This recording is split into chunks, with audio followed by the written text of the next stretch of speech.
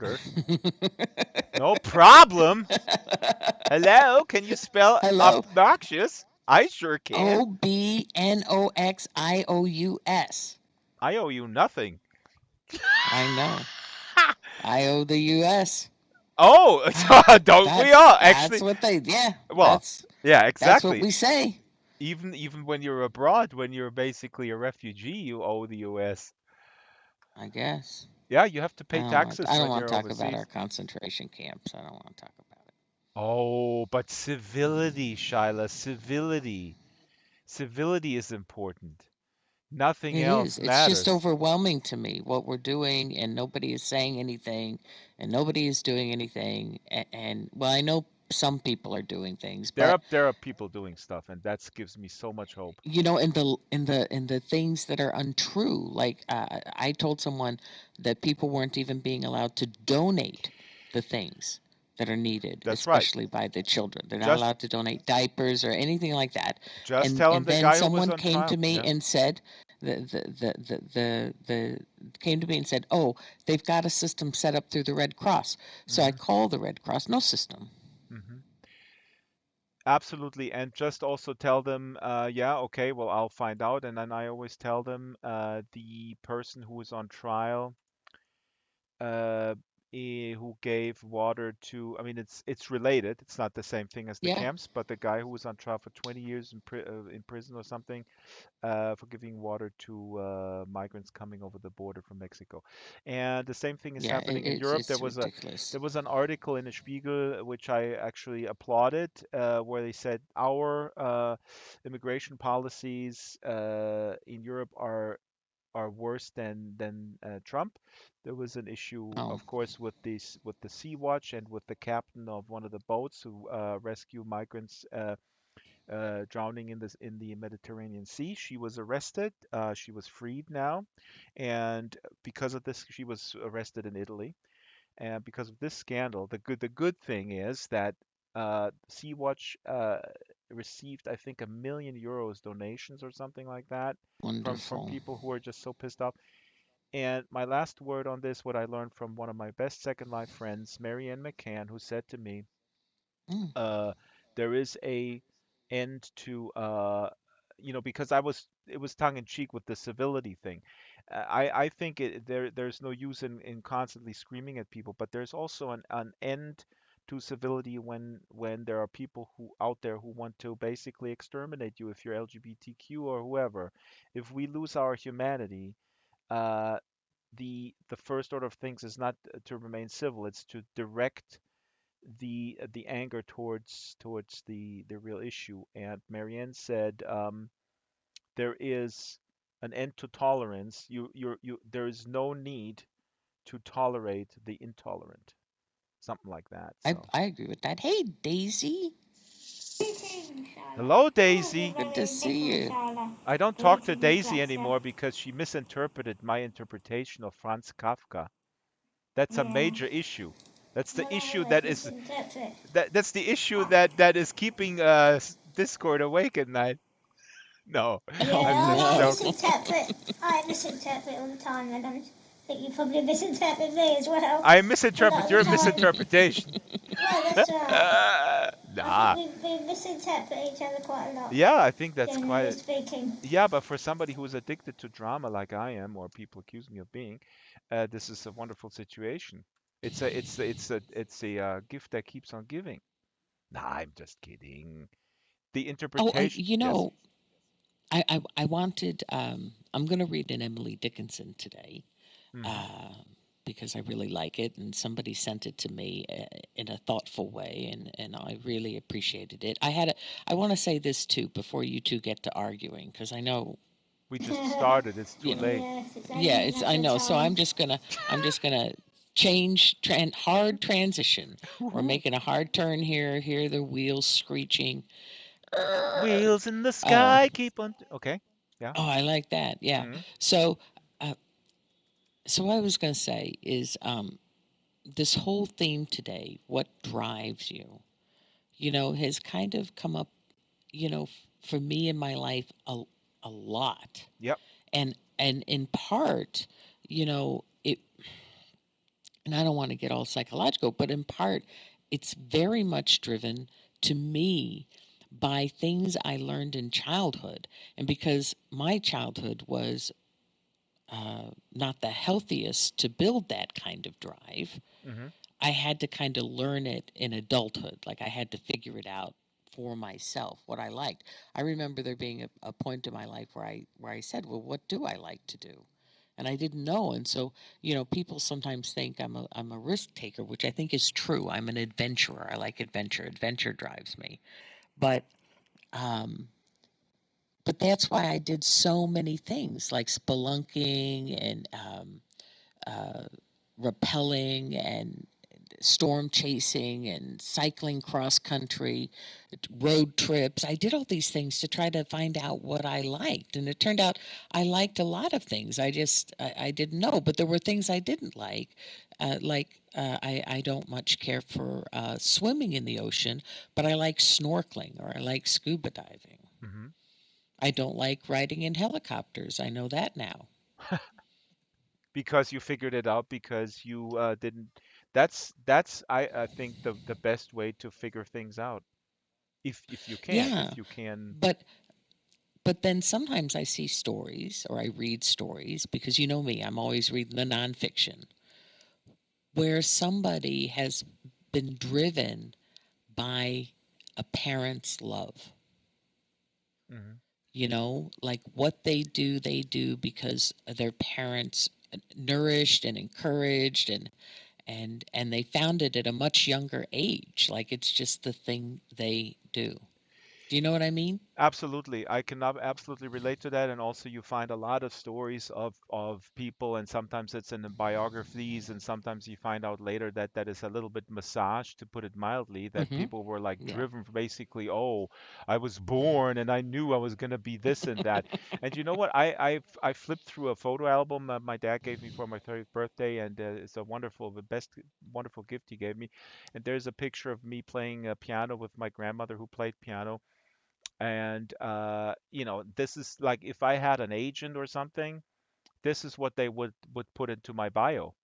If I Right. were if sort of Playing from the age of yeah, here 6. we go. No, no, two. The 2. grandmother Oh, held you him were up to the 2. piano, and he was playing chords. He was composing. Wow. I mean, yeah, Tempo beats. yeah. So I He think was I a think Mozart by 5. what you're saying, I think we need to take this a little bit with a grain of salt, and this has not started since yesterday.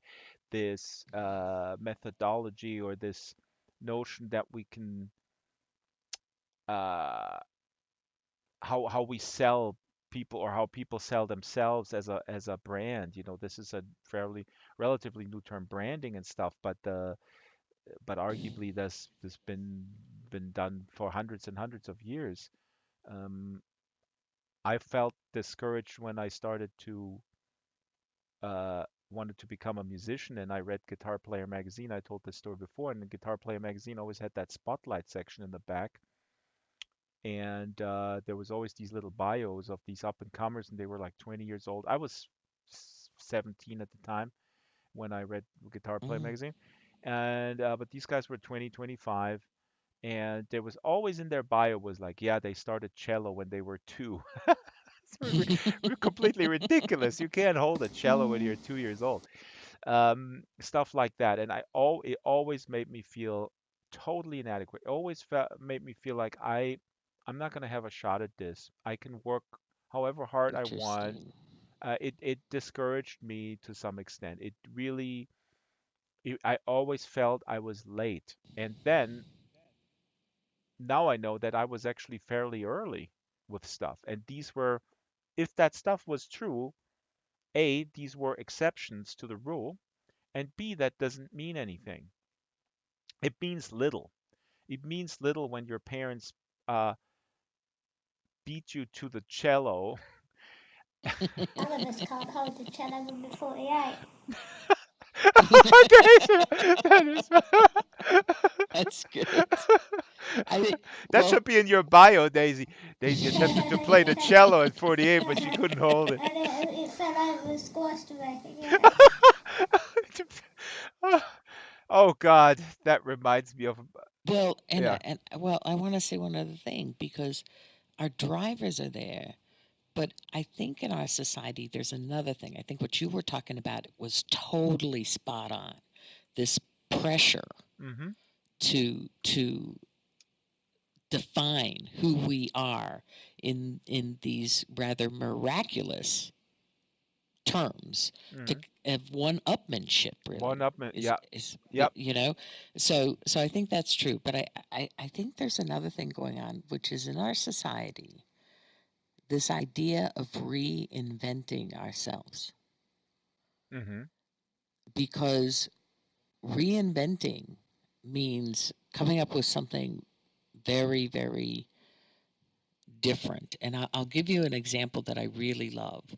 Is I managed to get a hold of an early Robin Williams CD just after Mork and Mindy, which made him famous, went off the air, and he was typecast as this alien Mork being.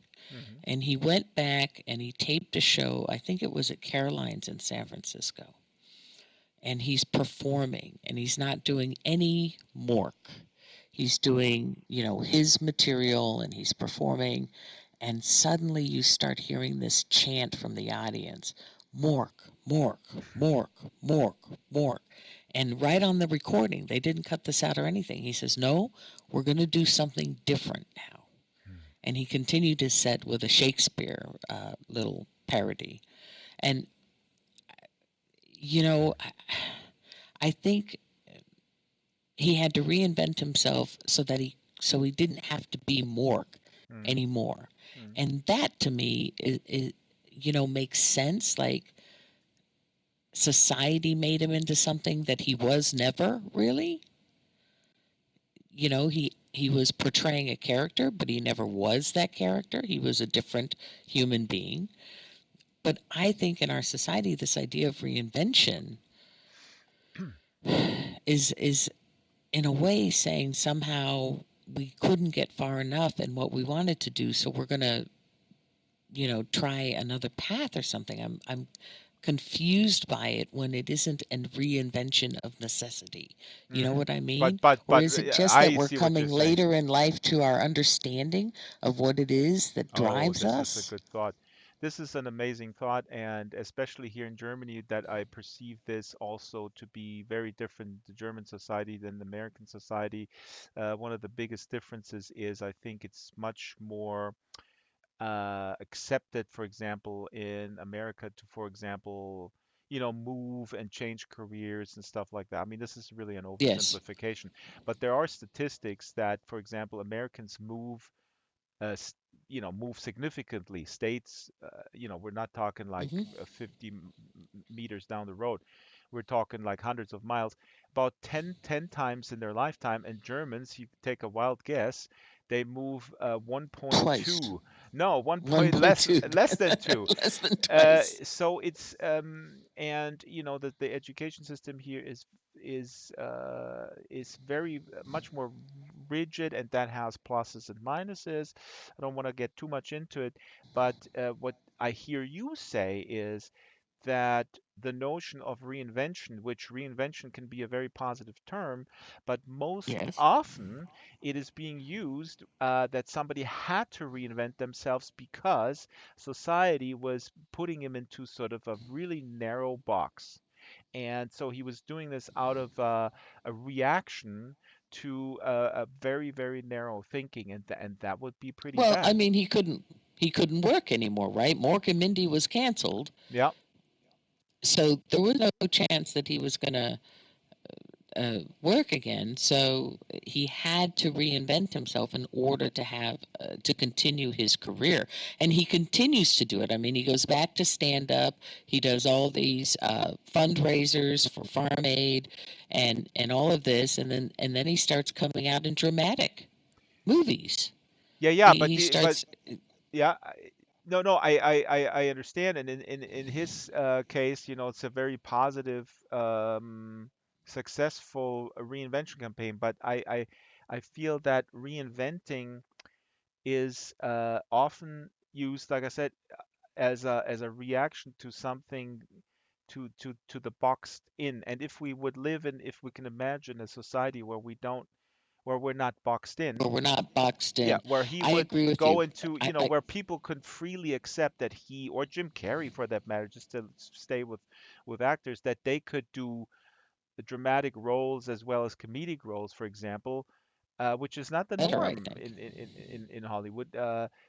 If we could just accept that an actor is an actor, and Right. or a musician is a musician, for God's sakes. Sure, they have certain preferences, but if they're trained well, they may be able to play country and western, both kinds of music. Then you Well, and we certainly can. wouldn't get your then you certainly wouldn't get your 10 volume epic novels, Dexter. What? Because I imagine most writers would get bored after the first couple of novels and say, "Oh, fed up with this, I'll do something else." Oh, but wait, how is that? How does that? Wait, there's a dude. His name is Crazy Bait. He's standing in your head.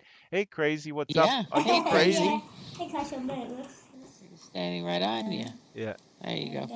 I, Yeah, I, office Daisy's school. I wanted reinventing to give you herself. an. I'm reinventing No, no. myself. She's reinventing She's herself. relocating. It's different. It's different. She's relocating.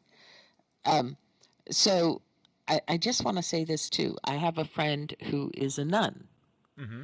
and she prefers to be introduced not as sister anything, but just by her first name, Mm-hmm. because she feels when you introduce her as sister so and so, that it boxes her into being a nun, Mm-hmm. and she can't be her authentic self. Ah, that's interesting. I think a doctor would probably, depending on the doctor, they love to have their title named.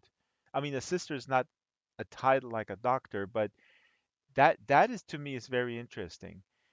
Here, when you Yeah. do stuff online in Germany, when you order stuff sometimes, or when you do official stuff, I mean, even when you order like a train ticket, the drop-down menu where you put in your name, okay, this is super German, this thing.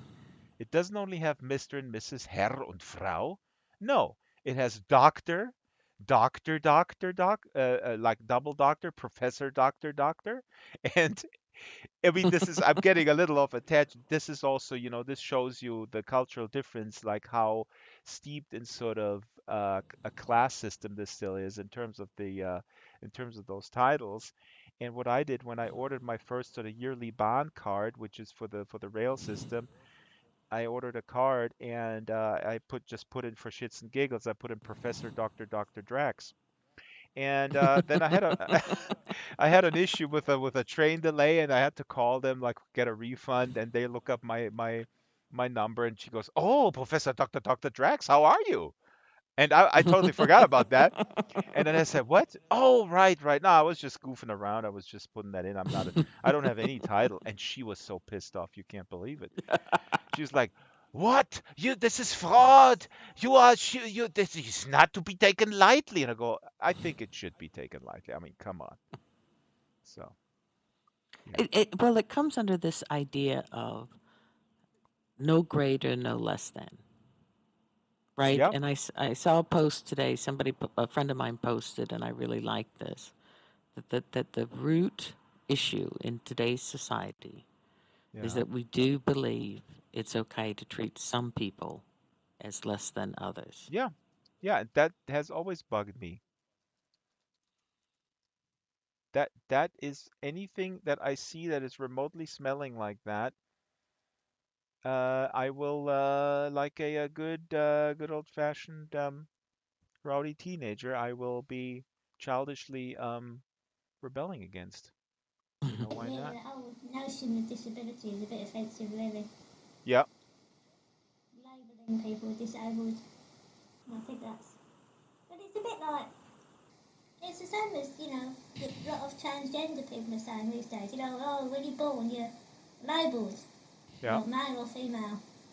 And you get no choice about that. It's the same, really, with, disability, I think. Yeah. Yeah, totally. I totally agree. Yes. How should that, I this morning I was walking the dog I and mean, there's, go ahead. the problem inherently. with disability is that, in general, the words used to describe our community are negative. They are They're negative. seen as negative. They're seen as We are, lesser. They're seen like as we're seen, minus. Yeah. There's like a yeah, subtraction from the whatever the baseline is. There's something subtracted from that. That's the issue. right. We are disabled, we are Yeah. abnormal, we are handicapped, we are uh, incapacitated in some way. We are, and all these words that are used to describe, um, we have limited mobility. Mm. All these words Yeah. that are used to describe Yeah. us. And so, I mean, I I know. think one of the turning points for our community will be when we find and discover the word that we take back and say, this is not going to be a, a negative word. The gay and lesbian community did this. Homosexual was the term that science wanted to use for them. And now, you know, gays and lesbians are free to use gay, lesbian, or queer, or whatever terminology they want to use to describe themselves. And queer was once a very negative term towards Mm. lesbian and gay people. Mm. And it's like the community took it back and said, no way. We're going to empower ourselves with this word. Mm. And I think I when don't we, know. I don't know if it's impossible with disabilities. well, I think that's Disabilities. part of the problem is if it was Yeah. easy, if we could have figured it out, we would have done it by now, right? Yeah, because I mean, obviously disabilities can include some guys, But but some really, people, it's a correct me if I'm wrong, and I don't know how this is being perceived, but I've heard people from the community embrace the term cripple or like they use crip literature yeah. and stuff like that. Yeah, Is that yeah. controversial? I guess it is. Yeah. No, I mean, Yeah, it is, I don't really use it. I don't think I'm not but that keen so was queer So when was it first queer. so Yeah. was queer when it on was it. first used.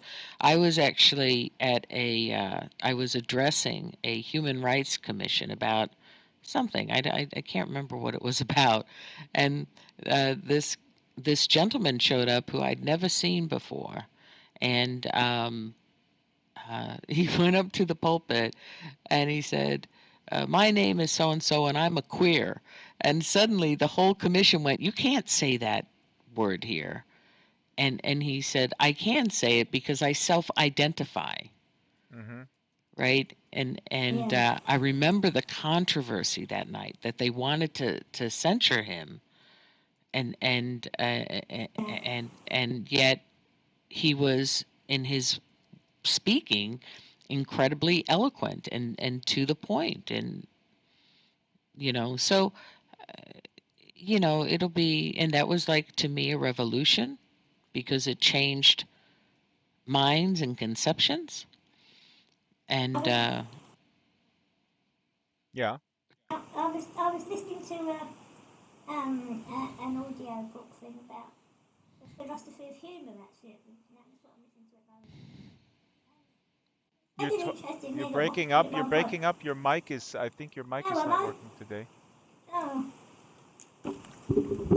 oh. All right. I don't know why that would be. Can you hear me? Yeah. Yeah. yeah, it sounds Yeah. much better now. Right. Yeah, I'm listening to this thing about the philosophy of humour, and I said an interesting thing at one point that sort of it's really societies that well, I'm talking about race specifically, that the most racist societies, they weren't actually insulting jokes at that point. It was more when the societies became less racist and more had assimilated immigrant groups more into society, that was when the jokes, the sort of jokes started to appear. So it was more when groups were becoming more accepted um, that sort of humour was apparent. So in some well, I think I hopefully in some respects,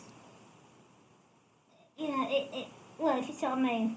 I'm not sure I can say any more than that. Okay, you have to try to put this again into not that you were incoherent, but try to make that point again. Humor became acceptable when.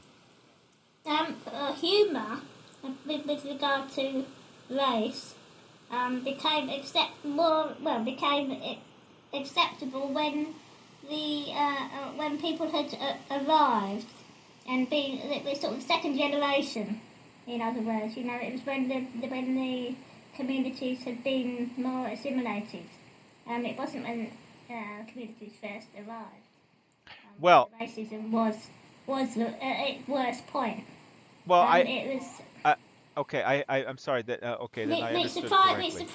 which surprised So, me a bit because I so really assumed that the the cruel humour jokes would be at their worst when people had first arrived and when they were least accepted, No, so which I was kind of get surprising. it because I think they're less than human when they first arrive.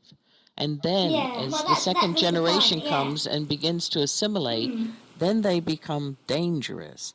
Like it's an us and them mentality. mhm. Whereas before, it was us and people who didn't matter.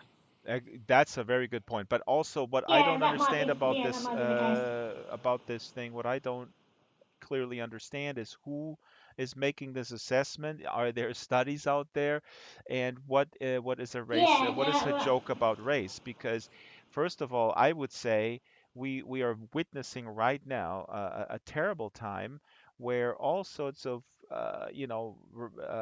incredibly offensive remarks. Some are uh, put out there on YouTube and other places under the guise of entertainment and humor, and there are millions of people laughing. There's a guy by the name of Steven Crowder who makes gay jokes. He has 3 million YouTube subscribers. This is humor of a 12-year-old in terms of sort of the content. But there's 3 million people laughing at that stuff. So I'm not sure. And I think part of it is we want to direct our leaders, like in America, right? In a democracy, you want the people directing the leaders, Yes, right? that's what But democracy is. The that's what the people are people driving the bus, direct, actually. I mean, theoretically. right? But in reality, what's happening, at least in America, is people are following the lead of the leader. That's the So people aren't authoritarianism. directing the leader; hmm they're listening. And our Congress, as you know, probably just stated that our president made racist remarks. hmm, And you know, and he did. well, he did, and I I feel bad. Like there's a part of me that feels bad about it too, because that's not how I want my country to be seen, but it's becoming more and more okay in my country because of the leader that was elected. Look at who he You know, invited. If we're getting going there, look at what these really the scum, these people that he invited, bloggers from the ultra right and people in the Rose Garden. I mean, it's a complete disgrace. And I tweeted this morning that, I can't talk for other people, but in some ways, I feel maybe more depressed about this because. Not me personally as the only person in the world, but I wanted to express that me as an immigrant to America who has grown up with a picture of America that was really, really super positive. And then, then I met people from people of color and other minorities, and they were like, what were you smoking when you were young? I mean, come on. And then I realized that people who were not as privileged as I am always knew this stuff that I just had to learn. So in right? some ways, this is dismantling in front of my eyes. I still have incredible hope and stuff because it's not representative of the people that I know, but it's depressing as a person who had held, as sort of a fan. It's almost like learning that your favorite Well, I sort think of that's like I think radio that's part of the broadcaster problem. was accused of sexual harassment. Oops, Garrison Keeler. Sorry. Yeah, no, no. I think that's part of the problem. Americans don't want to be seen this way, and so they deny a lot of this Oh is yeah, that's happening. the You know, psychological. that's part of the problem. But Absolutely. you said the word hope, so I'm going to read this poem. Yes, please. Uh, it's Emily Dickinson, number 314.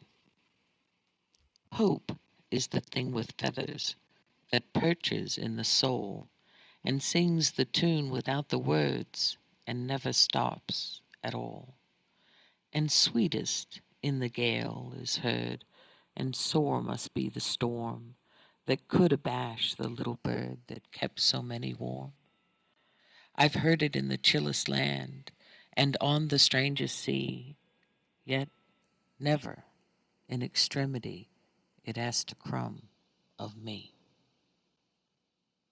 That's hope. Well, it's Emily Dickinson, number 314.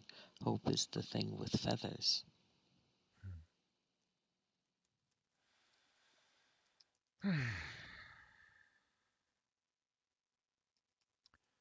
Yep. I, I think hope is so critical, and I see it in some of our young people who are starting to march and protest. And there was a time I think I kind of lost hope. There was Yeah. a lot of infighting in my community, a lot of willingness to disgrace various members of the community without real, real substance. You know what I mean? Yep. And I just went, you know what? If this is what it's about, and the most I can make doing this is $9 an hour, screw it. Yeah. I'm gonna move on with my life. And if I want to say one thing to young people out there, is I was wrong. I was wrong.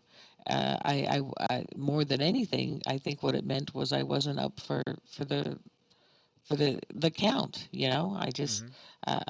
You didn't but stand up but and to be counted. I didn't stand up to be counted and to say, and to reunite and to be a uniting force, you know. And that might have just been beyond my ability at the time. Like, I'm not going to bash myself over it, but if the wisdom of age can pass anything on to uh, the ears of the young, don't let anyone beat you down. No one has the right. Man, if you're following your heart, just follow your heart. Yep. It'll work out, Yeah, or it might not. or it might No, not. no. The hope. This sounds so negative, and I am not negative. It's interesting. I have a friend from this community who I'm not naming, but they took care of his wife's brother who was dying of cancer, and it's an absolute heroic thing that they did. And he was not abandoned or anything, but he would have been in a hospital, and he just wanted to be home, and he literally died at home, and it was absolutely excruciating, traumatic for them. But uh, I mean, he hinted at like some of his family wouldn't do that, and look, I'm total outsider. I'm of course ready to jump on the soapbox like, oh, they're not stepping up to the plate. And then I realized, you know what? Sometimes stepping up to the plate is it's not possible for everybody. So some people are Right. not emotionally capable of doing that what would be so heroic, and that should we shouldn't think lesser of them. It's incredibly arrogant to require that from everyone, and that's what I realized when I had this conversation. I But had a yeah. friend say to me jokingly, Shyla, you're brilliant, and that's your problem, right? I mean, I don't think we always are aware that the thing that maybe drives us, the thing like my intellect does drive me. I Hmm. like the nonfiction better than the fiction, so I'm one of those head people always swirling around in there. But things like compassion, I've had to work really hard to learn. Hmm. Hmm. Things like empathy.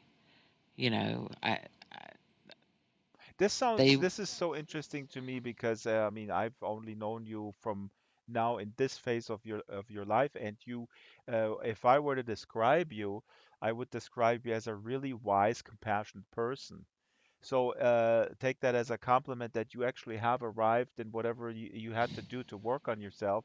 You arrived at a pretty good place. I mean, I encounter people our age group, roughly that still would have to, even if they had a long time still left on this planet, they would never arrive to where you are right now in the compassion department, or in the just sort of wise, or in the just sort of approach to in the approach to things, as far as I can as far as I encounter Well, I you. think it's because I hard to judge whether someone how compassionate someone is. To be honest, I mean, you know what uh comes out of their mouth, but you don't ever really quite know I what they're don't know. I, thinking, I this which I'm might not sure sound is the same incredibly thing. arrogant. This might sound incredibly arrogant, but I do feel that I do I one thing that I've learned is to trust my intuition. And this, again, this might be arrogant. I would tell you that, yeah, people can say all sorts of things. I'm not saying that you should take everything at face value. I mean, if you interact with a person uh, over a period of time in various different scenarios, of course, it's a skill. And again, you have to trust your own judgment if you would want to make that judgment. And I'm here as arrogant as I stand here as a blue dragon. I'm going to tell you, I'm totally comfortable in making this judgment. Maybe I'm wrong, but I don't think I am. I'm talking about Shyla right now, specifically. I can't make a judgment on Galileo from Linden Lab quite yet, although I interact with him quite frequently and I have a really good feeling about him, right? I interact with him in a much more limited fashion professionally, but I've also seen him in other settings. And so, or here's a guy, Ransom, for example, right? So I don't know him. hey, Hey Ransom. guys. Yeah, we've been Yeah. talking about you for 33 minutes. Uh, no. How dare Uh, you? No, I mean, Daisy, you're making a good point. Of course, you never know, but y- sometimes you Oh, kind of do. Ransom.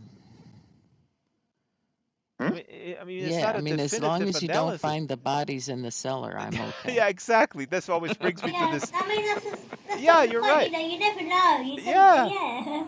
And then one day, this pound angel, you find all the bodies in the cellar. Yeah, yeah. Wasn't there a doctor? There was a pediatrician or some yeah, there was UK doctor. in He buried Britain. There was a 500 patients. doctor.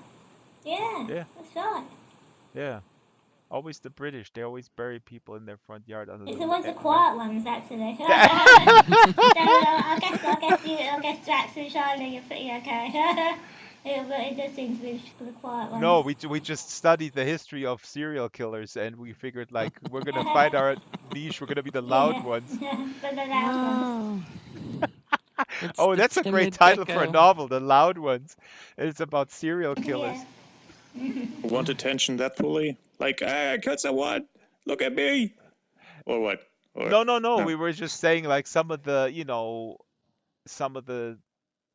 psychopaths that through history they've always been total generalization, more like sort of seemingly adjusted, very quiet people, or it's always the same. Like when something horrendous comes up, You they mean like me? exactly like Ransom was such a nice Quiet guy. ones. We couldn't believe it that he was. Quiet person. Yeah, Careful there. Careful. Gotta change my scheme now. yeah, yeah. So I was thinking of something else, and now it just disappeared. But Ransom, I believe, Yes. helped me with some software. He's a cool guy. Oh, cool. Maybe he's also a serial killer. He could be, but then that would just bring more things in common for both of us. Oh, see. I Yeah. don't know. Did it See. work for you somehow, or is it still working, or did Hmm. it crash due to bug Oh, fixing, or uh, hold on. Oh, the phone is ringing. It's yeah? Eve on the Because I The must phone. phone confess, is when I ringing. tried it first for functionality and my floor tilted under my feet, I really got nauseous. So. Well, Oh, I'm sitting in a full chair, Mhm. so I'm not moving. I'm not standing. Mhm. So, um, So I don't think I felt the nausea problem. Um, it's just another thing I've got to open. I'm not wired up, or I would do it right now, and I could tell you because it's been a while since I've been in the VR. Mhm. And then, yeah, it would be great. And maybe I'll have Gabby set up the VR system for Oh me. yeah. Yeah, And set then, it up because you might actually be pleasantly surprised also with the performance because a while it was just draining too much power, but I think the latest version, we have similar laptops, Shyla. The latest version yeah. is doing a kind of a better with my laptop, so Oh, yeah. that's good. I'm going to move the camera here so I can The get topic Ransom today is in. what drives us though. Yeah, what drives us. And I think sometimes conversations like this drive me, Yeah. uh, to try to, see is there something I can do? But I think there's also, um, and this might this might sound, uh, but there's a real benefit in knowing where I can affect some change Yeah. and where I can't. And it was a lesson I did not understand. My father would say to me over and over, and welcome DNA elite. My father would say to me over and over, pick your battles, Yeah. right? And I thought that meant every battle. Like I got to fight everything. And I didn't understand like what that means is there are Yeah. some things you're going to be able to affect change, and there are going to be things, that just aren't possible. Yep. That is And super. That's something also, sorry to jump in real quick. This is also something that relatively recent, I feel a calmness with the anger, with the anger at the status quo in many, many regards to the social political situation. But that's exactly what I was always told. And I think just in the last 5 years or so, I'm actually really realizing and really implementing that with that focus. Yeah. yeah, I wrote a little ditty. Let me see if I can find Oh it yeah. that I'm willing to share because I think I've it's been all over the place. I think it's called midlife. Um, I'm looking if DNA Elite, if you want to chime in and text, the topic today at open mic is what drives us, and don't just say your driver, yeah, don't say your driver. my Uber driver. Here it is. Here it is. My chauffeur. So my chauffeur. So this is midlife. I I wrote this when I was feeling old one day, and I wanted to know what was I supposed to do now. And so this is what I wrote: midlife, passion, drive, stubbornness, unrealistic ideals affect change, cure cancer, cure AIDS, feed the hungry, champion equality, heal earth. This was my youth. Midlife asks only I harm no one, as if it's easier, simpler, quiet, passive, and still. Mhm. Read it again, please. Yeah, I'll read it again. Passion, drive, stubbornness, unrealistic ideals affecting change, cure cancer, cure AIDS, feed the hungry, champion equality, heal earth. This was my youth. Midlife asks only I harm no one, as if it is easier, simpler, quiet, passive, and still.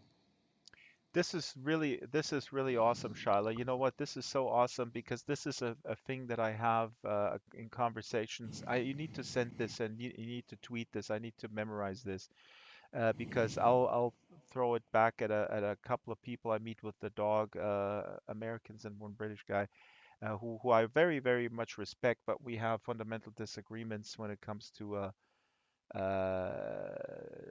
politics because they, and again with I say this with respect, but they just feel there are certain steps to be taken to kind of go back to a normalcy that I just don't see. I don't see that that's a normalcy for well-to-do middle-class people is what they're talking about, and I always say, that's not enough.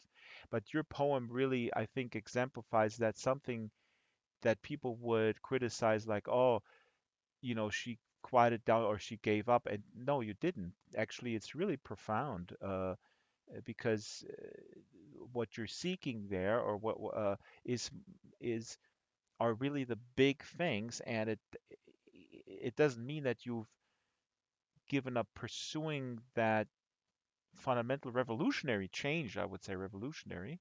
It just means that you actually have broadened that, and also focused it more at the same time.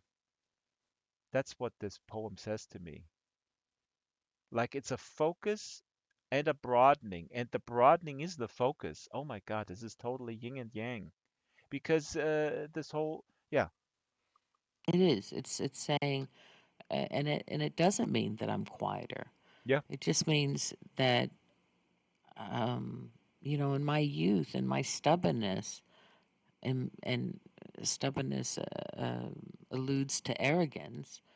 It didn't matter when I was trying to affect change who I might have upset in the process.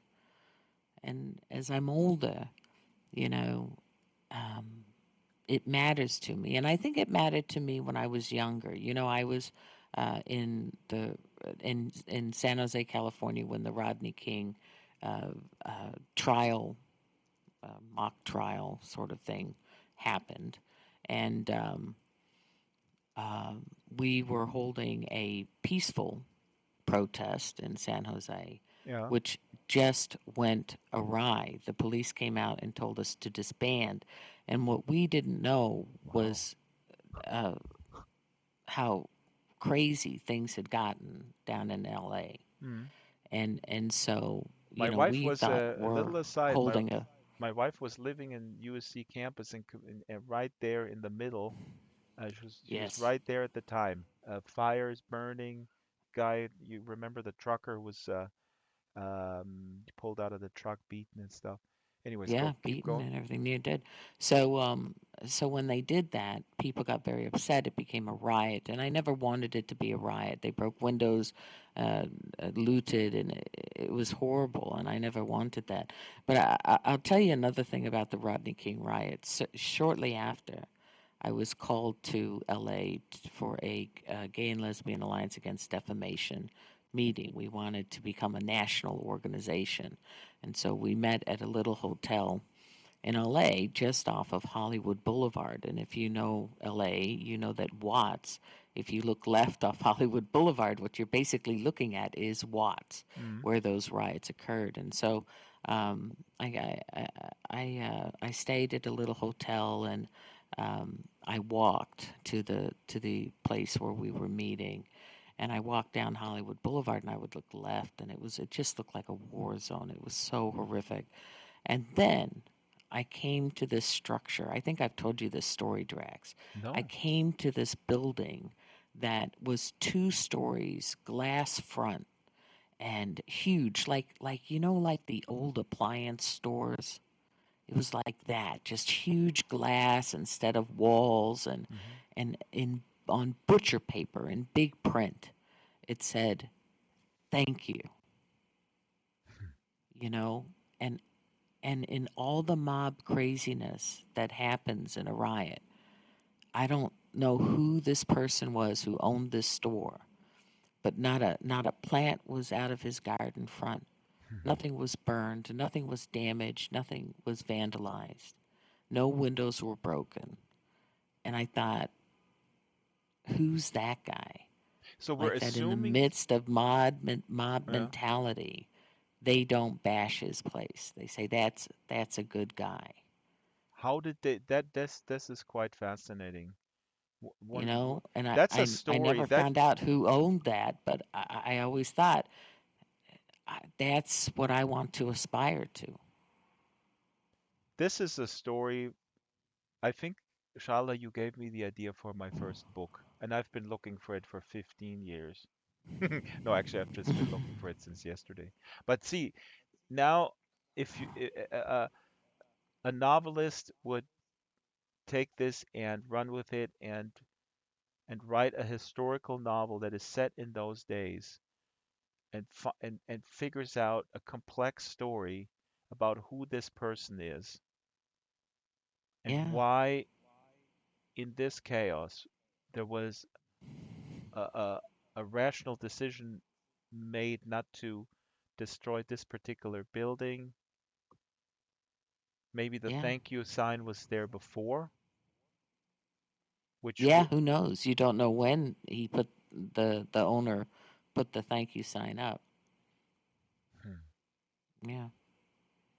But I remember it making me stop and just like stopped in stunned. I was stunned. It was so pristine in this war zone. Mhm. And I don't know if this is talking about what drives us, but I think that is something. I think that was a life changing event and part of what drives us. You know what I'm saying? You want to be you realize that you want to be a person that is um, respected in a incredibly divisive situation like that. Um, yeah, that totally makes sense to me. That's yeah, Yeah, I remember saying to myself, "Who's that guy?" yeah, You know, an and it might ally. not have even been a guy, but who's that person?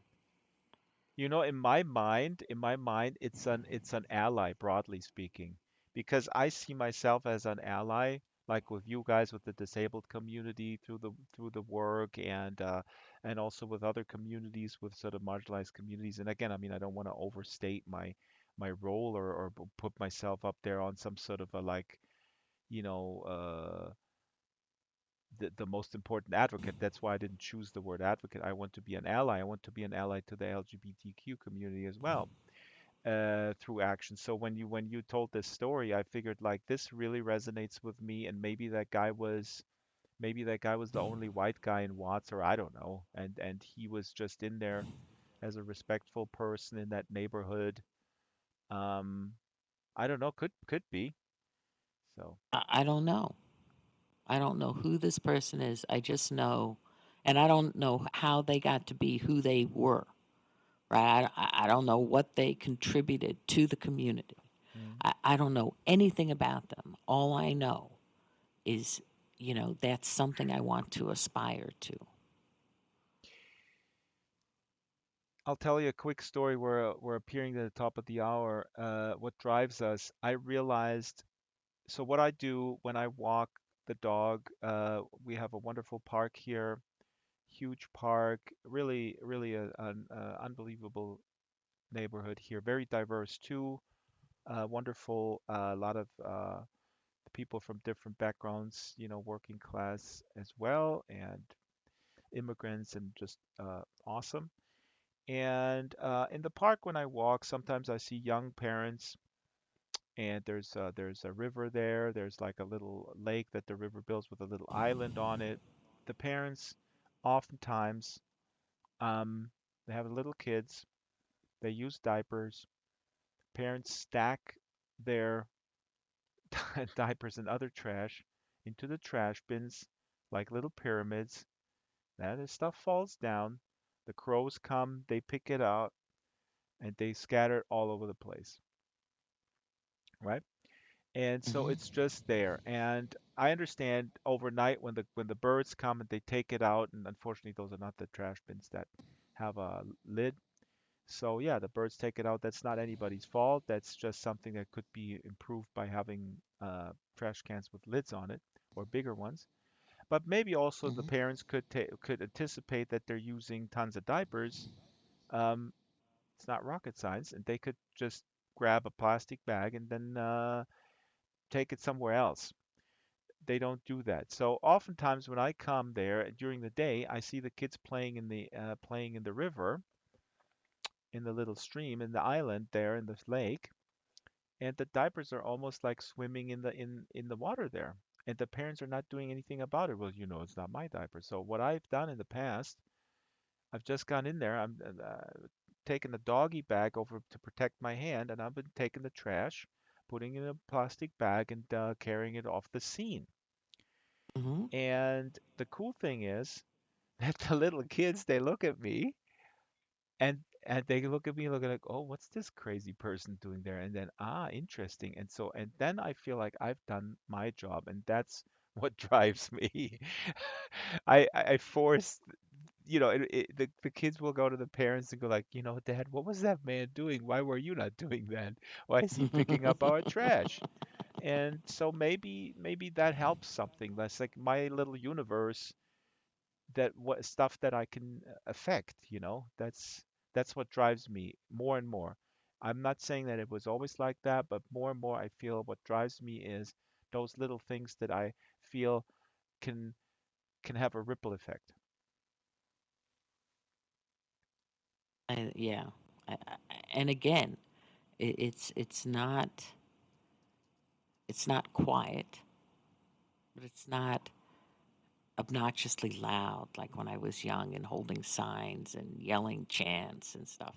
Yeah, It's this um, it's quiet, it's small. subtle, in this case, setting of the example. Yeah, You and know, there's always an and opportunity for that yeah, if and you're in people public. do follow examples. Yeah. I know I used to work with youth groups, and there was this one group I worked with where a lot of the advisors, oh, welcome back, Ransom, where a lot of the advisors smoked cigarettes, and it Mm-hmm. turned out the kids in the group smoked cigarettes. And so one year, the advisors made a pact that they were going to try to quit all of them, Mm-hmm. and there were like 8 of them. Mm-hmm. And so the next year I go back to do this camp, and they've all quit, and so have the kids. Wow. You Wow. know, and you know, so I really do think that setting of example plays a big part, but it's in how the example is set. These advisors who quit smoking, they didn't suggest that the kids in their group should quit smoking. No, they They didn't. just shared how much it felt better, that they could breathe, you know, and that it was possible to do. Because I think quitting cigarettes is one of the hardest things to do. If I'm really honest. It absolutely is. It absolutely there's tons of research about nicotine versus other substances, and I'm a smoker. It was I quit now, let's see, 15, 6, 17 years ago or something. Yeah, absolutely. No, this leading by example, that's but what drives us, I want to say one quick thing. This may not be actually, if does anybody else want to maybe talk? What drives me is actually talking. Well, Sorry. that we knew, but we love that about you. You Yeah, you we keep the noticed. dead space to a minimum. So Um, so here's the thing. So real quick, so for you foreigners here, you may have heard this tangentially, but there was a right-wing group in Germany, it's still probably still active. It's called the National Socialist Underground, NSU, and they were in the early 2000s. They were murdering, I believe, 10 or more uh, immigrant-run businesses run by immigrants. They were, basically killing a Turkish kebab store owner, a flower shop owner, really executing them. Horrific stuff. The that have You can look this up. I'll provide some links. It's just absolutely horrific. The investigation was very flawed to say the least. These Turkish families were the police thought that it was something within the Turkish community, that there might be, honor killings or whatnot. We don't know them. We don't know them mhm, Muslims, whatever they do, and they ignored the threat that was coming from that was always present from the mhm, right, until a little trailer exploded, went up in flames, and it came out that two of the perpetrators killed themselves in that van from that super right wing underground, and one of their lovers, a woman by the name of Beate Zschäpe, was caught and she was put on trial. So the trial just concluded last year. I think she got life in prison, but that trial went on for 5 years. There were several neo-Nazi folks that were, harassing people at the trial. The trial was here in Munich. Um, and they were harassing the victim. The victims came from Turkey, some of them all the way from Turkey, some from all parts of Germany. A tremendous grief. Again, they were persecuted, not persecuted. They were suspected for years by the police, and then of course by the public. But the press was writing that stuff up, and so on and so forth. So really, really hardcore stuff. There's a documentary that I watched a couple days ago called Herr Stahl und Sturm. Not kidding. Those were the the lawyers that were defending this the woman who was in that National Socialist underground. They were defending her. Three high-profile lawyers that were from never have done a public defense case. They've done high-profile corporate clients and so on and so forth. And when you put this on the table, like what drives us, I know we're at the top of the hour. Let me wrap this up. Um, it was absolutely fascinating to watch this, and I watched this. It was a really well-made documentary because it followed these three lawyers from the beginning of the trial to the very end of the trial. And at one point, Beate Zschäpe fired her lawyers. There was total infighting. The lawyers were chastised by their own colleagues, say, "Why can you defend that Nazi broad? Mm, Uh, Blah blah blah, the scum of the earth and stuff like that." And to me, it was incredible. These young, they were in their mid 20s to mid 30s. These lawyers, inc- with an arrogance, how they appeared there, and I was like, how? What drives these people? But the one lawyer said it. He said it early on in the movie. He said, because the documentary filmmaker asked him, like, why are you taking this case? And he says, well, all eyes are on this. This is a case that you only get once in your career. So right. what drives this guy? Incredible narcissism. Incredible narcissism. Why didn't he take a case for sure, this person needs to be defended. We are in a country where there is a rule of law. I completely agree with that. But it's very clear that she associated with people who brought grief on hundreds of people within these communities. And he didn't give any answer of like, yeah, we are rule of law, and even the most despicable people need defense, and that's just how a democracy works. No, he just said, well, this is No. really super awesome for my freaking career. And I was sitting there like, well, at least that asshole is honest. So, I mean, I mean, these are the kind of guys that are driven by that kind of narcissism that I just, I don't know. I would have to leave the room. I couldn't even be in the same room with people like that, to be honest. So, yeah, there you go. Well, I want to thank everybody for coming. Thank you, Ransom and Daisy and Drax. And, we're coming to the close of another open mic. I'm going to go ahead and stop the stream as soon as I find the stream. Very good. And thank you all for coming. You're And welcome. were you streaming, Drax? Yeah, I still am. Oh, you still are? Okay. But now I'm going to cut the stream, and I want to say thank you, Cut it. everybody, for coming. Thank you, and please look at the Second Life YouTube channel. In a few minutes, there will be an awesome video from Second Life Japan, narrated by a Oh, cool. Japanese friend of mine, Pokute, who was talking about his love for SL and specifically a super realistic Japanese sim. So, Nice. yeah, little plug there. Is this am I in this one?